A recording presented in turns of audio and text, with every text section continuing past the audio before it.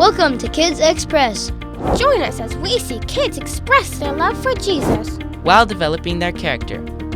on Kids Express!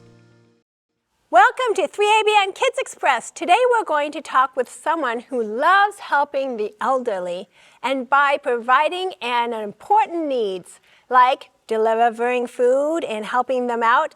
And it means that we need to be a good friend. I'm Aunt Francine. And I am Angelica. Can you guess where in the world today's guests come from? Can you identify what state this is? If you said Kentucky, you would be correct. Let's welcome Faith. Hi, Faith. Wow, that looks like a delicious pie. What is it called? It's a derby pie. A derby pie. So why do we have a derby pie here? Is it, go ahead. It goes with the derby races? Yeah. And what do they race? Horses. Horses. Very interesting. You know, I've heard about the Kentucky. There is a Noah's Ark in Kentucky. And I have friends and family that went to visit it.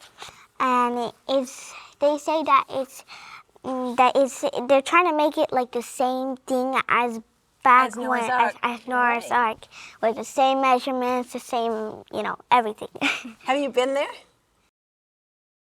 To To the Noah's Ark? I don't think so. I would like to go there. That sounds interesting. So tell us a little more about Kentucky.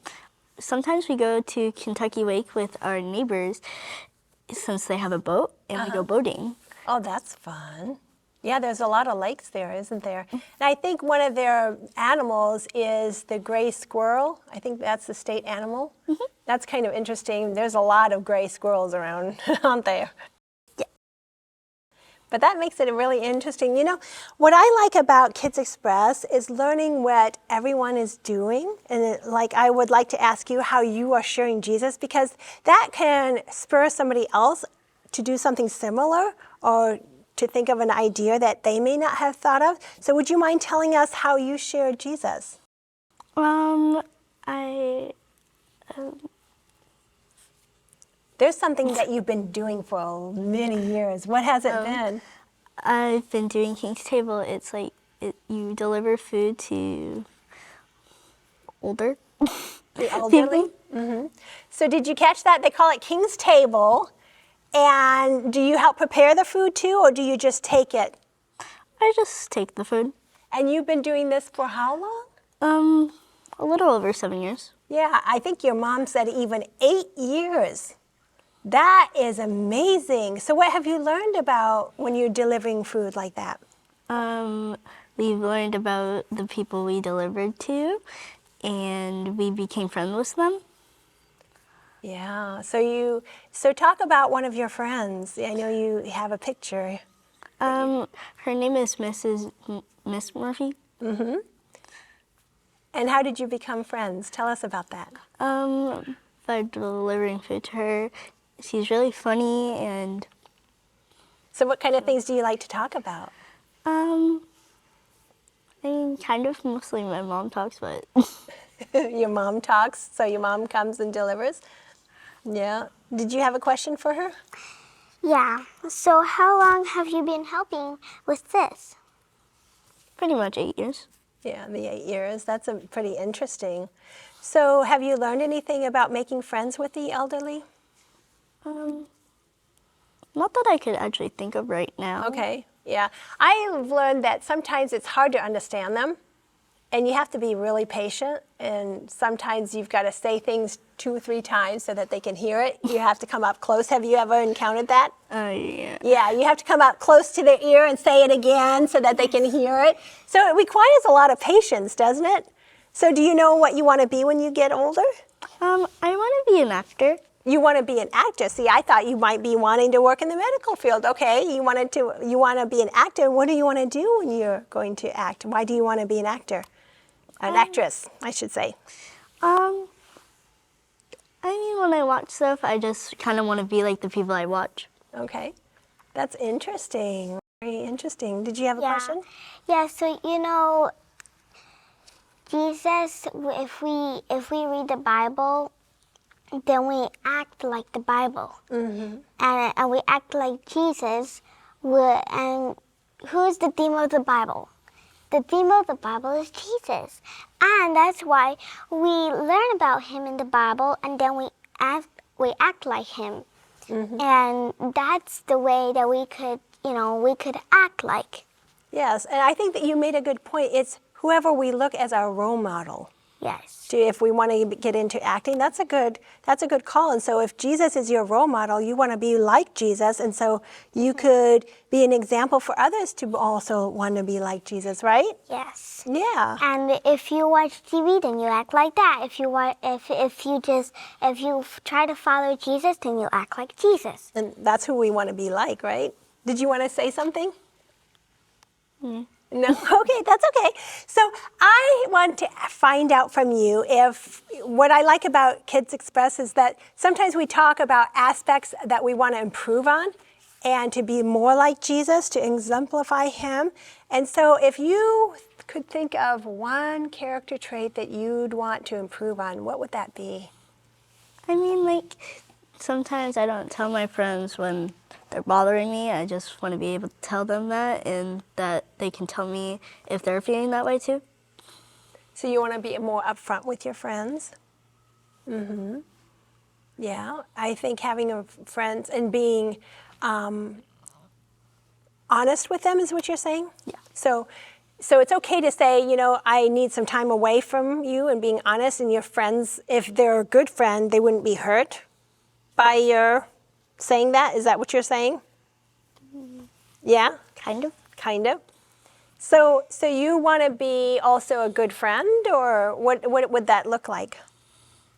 Like, if they're saying something that hurts my feelings, I sometimes don't tell them, but I want to be able to tell them. Okay. So you want to be more outspoken, and tell them how you feel? And feel like your friendship wouldn't be hurt by that? Also, I want them to think they can also. Tell you how they feel? Yeah. Did you want to say something? Well, I can relate to that. We can... Sometimes, Sorry. it's okay. Sometimes just being a good friend, right? Yeah. So I'm thinking that if you're a dependable friend, that they could rely on, then that would be a good way of having good friends, right? So I'm thinking of what can we do to be more reliable, that our friends could talk to us, for example. You were talking about that. How can we be more dependable? Well, what we can do is we can, so a dependable friend, there's still rules for it to be a friend.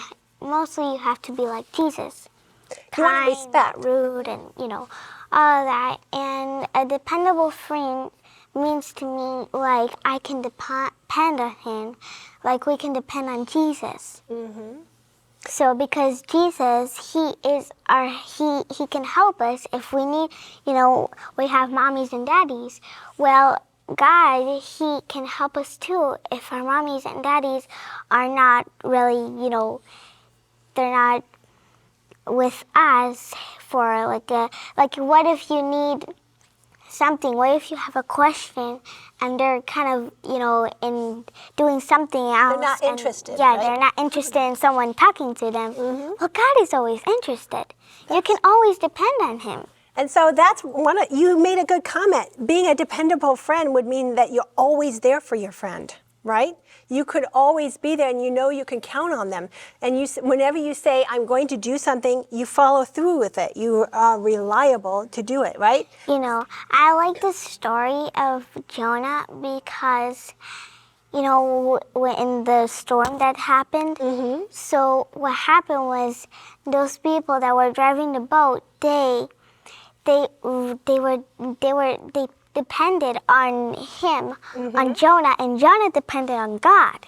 You're right. But he wasn't following what God said to him, the way he can do it, and so he just didn't do it. He went and did what he wanted to do.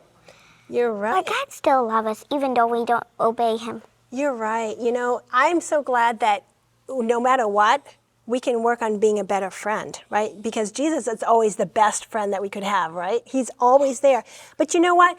And another thing that I like considering when we're talking about friends and being a dependable friend is, you know, even though there's difficult time that we all have, you know, there's sometimes difficult situations, your friend is always there to give you time, right? A good friend is always there. And like you said, Jesus is always giving us the time. And I like praying with my friends. Have you ever prayed with a friend? No. You haven't tried that? It's a hard thing to do sometimes, especially if you go to a public school. But sometimes just letting them know I'm praying for you can be a big step in the right direction. You're right. How about if you're a dependable friend, is it important to smile? Yes. How about laughing? Yeah. Laughing is always very important. Yeah. And I'm thinking of some other things. What if I gave compliments? How would that react with your friends? Good. Yeah. So, for example, Faith, I really like your hair. Mm. See, that's a nice way. And I like the bow that you're wearing today in your hair. Thank you. See, giving compliments makes people feel good. And so when you want to be a good friend, giving compliments and saying what they're doing nice, you know, that reminds me of a Bible text. And we can find that in Proverbs 27, verse 9. Would one of you be willing to read that? Thank you, Faith. Perfume, incense, and incense bring joy to the heart, and pleasantness of a friend springs from their heart-filled advice. I like that because our friendship can be like what? Perfume. And they say that one of the strongest senses of our five senses is the sense of smell. So if you think about being a friend and bringing pleasantries, like it was saying, and you can be honest with your advice, I like that. Did you like that too? Yeah. I'm so glad that Jesus is always our example, right? I think it's time for our question. Yes. This question is from Anna, who lives in Colombia. She asked, how can I develop my patience? Oh, I think that's a lifelong lesson that all of us can learn is how to become more patient. You know, when I was a teacher, I would have to, whenever I asked a question in the classroom, I would have to count in my head 1, 1,000, 2, 1,000, 3, 1,000, 4, 1,000. I'd wait until 10,000 count to give people time to answer their question because sometimes people have to think about it, right? And it's not fair when we answer for somebody and I do it all the time. I have to work on patience at a big time. But you know another thing that sometimes parents do, have any of you seen one of these? Mm-hmm. What is it? It's a timer. It's a timer. And you know, whenever my daughter would have to practice piano, for example, I'd have her practice for a whole half an hour. And it just seemed like it would drag on. So you know what we did? We'd put that timer all the way to 30 minutes and have her with her timing. You know, patience is a skill that we can all practice, right? Is there something that you've had to learn about patience? Yeah. You know, there's times when we have to let God work in us, right? And sometimes we want to grow up to be all grown up faster, but we have to have patience because God is working through us. Thank you so much, Faith, for joining us on Kids Express, and we thank you, and we hope you enjoy, and thanks for joining us on Kids Express!